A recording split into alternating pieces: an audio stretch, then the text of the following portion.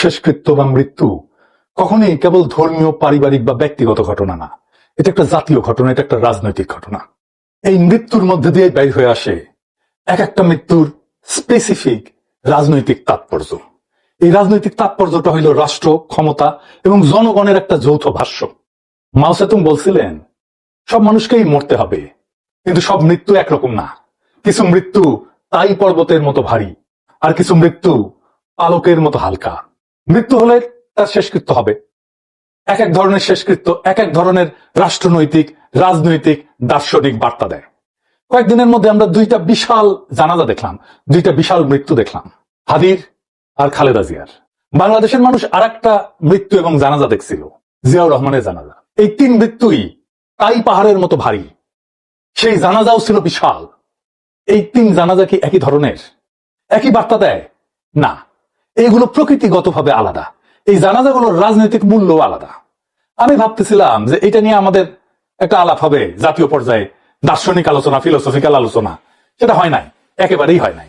এর ফলে যা হয়েছে, কোন জানাজায় কত লোক হয়েছে, এই ধরনের খুবই স্থূল আলোচনায় পর্যবসিত হয়েছে এই তিন বিশাল মৃত্যুর ঘটনা।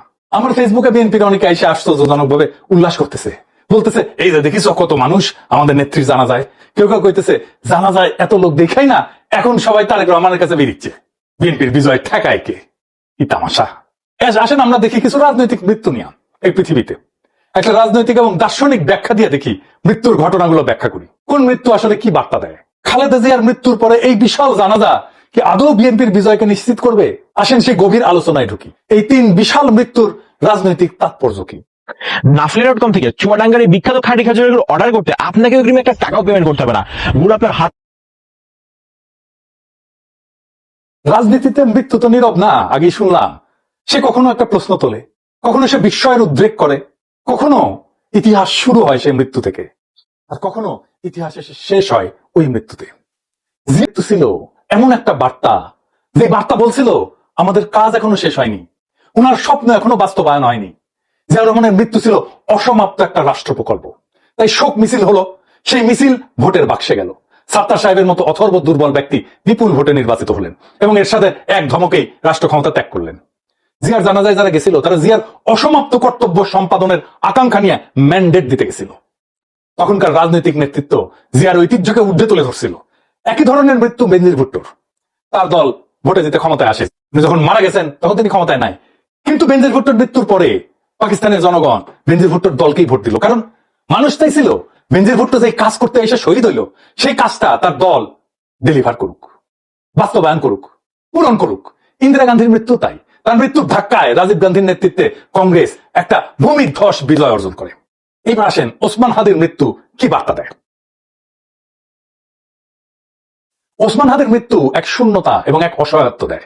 হাদির মৃত্যু সবাইকে বলে আমরা আমাদের কণ্ঠস্বর হারালাম। ওসমান হাদির মৃত্যু ক্ষমতার শোক না, ছিল প্রতিনিধিত্বের শূন্যতা।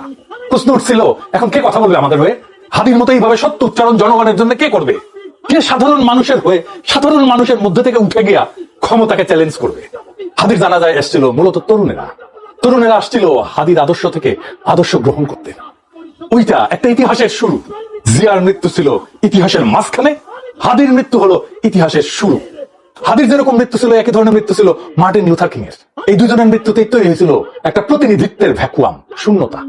দুইজনেই ক্ষমতার শীর্ষেও ছিলেন না, রাষ্ট্রের আনুষ্ঠানিক কেন্দ্রেও ছিলেন না, কিন্তু সাধারণ মানুষের ভাষার প্রতিনিধি ছিলেন। তাদের মৃত্যুতে ক্ষমতার ভারসাম্য বদলায়নি, কিন্তু জনগণের মধ্যে তার কণ্ঠস্বর হারানোর শোক তৈরি হয়েছে। মানুষ প্রশ্ন করছে অসহায়ের মতো উনি না থাকলে এই কথাগুলো কে বলবে? আজকে বলে না হাদির মৃত্যুতে কে আমাদের মতো এইভাবে কথা বলবে, কে আমাদের জন্য এইভাবে কথা বলবে? হাদির মৃত্যুতে এসে বলে না সবাই কে এইভাবে এত সাধারণ ভাবে আমাদের কথাগুলো আবার বলবে? এইবার আসেন খালেদা জিয়ার মৃত্যু নিয়ে। খালেদা জিয়ার মৃত্যু একটা কমপ্লিটলি ডিফারেন্ট বার্তা দেয়। উনি রাজনীতিতে সক্রিয় ছিলেন না দীর্ঘদিন। ওনার মৃত্যুটা আসলে কি কি বার্তা দেয়? ওনার মৃত্যুটা আসলে কিসের প্রতীক? এই যে বিশাল জানাজা, এটা আসলে আমাদেরকে কি বলে, জাতিকে কি বলে? ওনার মৃত্যু একটা রাজনৈতিক অধ্যায়ের শেষ। খালেদা জিয়ার জানাজায় মানুষ ছিল অনেক, কিন্তু ওখানে রাজনীতি ছিল না, কারণ এটা ছিল ইতিহাসের সমাপ্তি, এটা কোনো সূচনা ছিল না। এখানে একটা প্রজন্ম তাদের কালেকটিভ স্মৃতির সাথে বিচ্ছেদের বেদনা সবার সাথে ভাগ করে নিতে আসছিল। এইটাকে বলে হিস্টোরিক্যাল ক্লোজার। একটা অধ্যায় শেষ হয়ে গেল আমাদের প্রজন্মের জন্য, আমাদের দেশের জন্য। এটা শুধু খালেদা জিয়ার জীবনের, রাজনৈতিক জীবনের সফল পরিসমাপ্তি না, যে জনগোষ্ঠী খালেদা জিয়া আর জিয়ার রাজনীতি করে আসছে তাদের সাথেও একটা হিস্টোরিক ক্লোজার বিএনপির। এই মৃত্যুকে তুলনা করা যায় ইতিহাসে আরো দুই মৃত্যুর সাথে, মাদার তেরেসার মৃত্যু, নেলসন ম্যান্ডেলার মৃত্যু, আর তার সাথে একই রাস্তায় দাঁড়ায় খালেদা জিয়ার মৃত্যু, একটা রাজনৈতিক সিলসিলার পরিসমাপ্তি। তিনজনের মৃত্যুই ছিল হিস্টোরিক্যাল ক্লোজার, ইতিহাসের সমাপ্তি, সূচনা না। মাদার তেরেসার মৃত্যুতেও ক্ষমতার কোনো পরিবর্তন হয়নি, কেউ ভোটও চায়নি। কারণ সবাই ওখানে গেছেন ওনাকে বিদায় জানাতে, কারণ ওনার জীবদ্দশাতে যা করার দরকার ছিল উনি করে গেছেন। এই শোক প্রকাশ ছিল কৃতজ্ঞতার। নেলসন ম্যান্ডেলার মৃত্যুতেও সারা দুনিয়া কাঁদছে, কিন্তু ওনার মৃত্যুতে কোনো বিপ্লব হয়নি, কোনো বিপ্লবের ডাকও নাই। ওনার মৃত্যুতে ওনার সংগ্রামী জীবনের প্রতি সবাই শ্রদ্ধা জানাইছে। খালেদা জিয়ার মৃত্যু, সেটাও একই রকম একটা অধ্যায়ের শেষ। বিশাল জনসমাগম ছিল, কিন্তু এই যে শোক, এইটা কোনো সলিড রাজনীতিতে কনভার্ট হয়নি, কারণ এই মৃত্যুর সাথে ক্ষমতার প্রশ্নটা জড়িত না। এই তিনটা মৃত্যুই, Mother Teresa, Nelson Mandela, Khaleda Zia, কোনোটাই অসমাপ্ত প্রকল্প না। তাই জানাজা হয়েছে জনসমুদ্র, কিন্তু কোনো স্লোগান ওঠেনি, শপথ হয়নি, যেটা হয়েছে হাদির জানা যায়।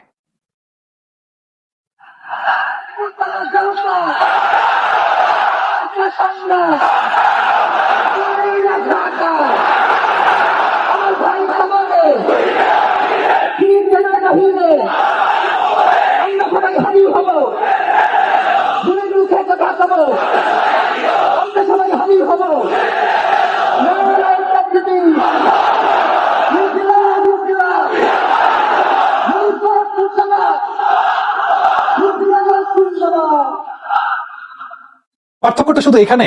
একইভাবে মাদার তেরেসার মৃত্যুতে একটা নৈতিক যুগের ক্লোজার হয়েছে, ম্যান্ডেলার মৃত্যুতে এক ঐতিহাসিক সংগ্রামের ক্লোজার হয়েছে, হিস্টোরিক ক্লোজার, আর খালেদা জিয়ার মৃত্যুতে হিস্টোরিক ক্লোজার হয়েছে একটা রাজনৈতিক অধ্যায়ের। এমনকি তারেক রহমানের বক্তব্য বা নজরুল ইসলাম খানের বক্তব্য ছিল ওনার রাজনৈতিক জীবনের স্মরণ। আমি মরহুমা বেগম খালেদা জিয়ার বড় সন্তান তারেক রহমান।